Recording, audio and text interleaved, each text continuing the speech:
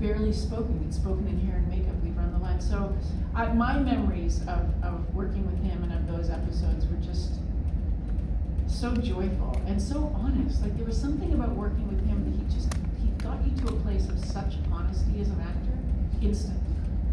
And I literally just watched it. It was brought tears in my eyes. Yes. And then for both of you, I love the character interaction between the SG1 team.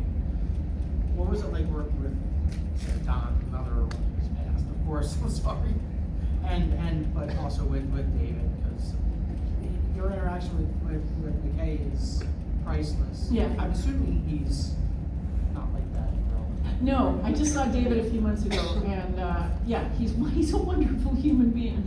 He's really smart, and he can be very snarky, but not in a mean way. He's just really, really funny. And then Dawn. We're just so emotional. I'll tell you a story about Dawn, and I'm sure you remember this. Carol, sitting in an airport lounge. Dawn told this story. I can't really tell you what it's about because I'm embarrassed. But he told this story, and it was like, if you know Arlo Guthrie's song, Alice's Restaurant. Yeah. He told an Alice's Restaurant type story, where he started with one thing, and then he'd move on to the next, believe in the first thing. Then he'd move on to the next. And he had us all completely spellbound telling the story. In his voice, Don Davis, you know, what did he call himself? 200 pounds of romping stomping Missouri bullshit. I got my chest is a 53-inch chest. That's what he would say. Yeah. So he told this story about leaving two particular things in his hotel room. And then the whole sort of roundabout way of seeing if he should get them back or what. Anyway, I've said too much. But this story had us to the point where when he started to get towards the end of the story, all of us had tears streaming down our faces. Our bellies hurt from laughing so hard. And it was so genuine and so joyful, and so whenever I think of Don, I think of him sitting in this airport lounge just going, and then I got into the cab and I was like, shit, I forgot this in my well. I go around and around. He was so protective of Terrell and I, like he was just a real gentleman in so many ways, and a real dad in a lot of ways.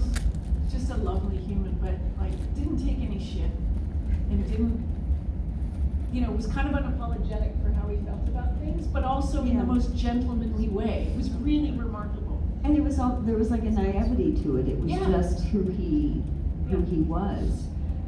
I was in the cab with him when all this went down, and she's not kidding. Like he was telling the truth.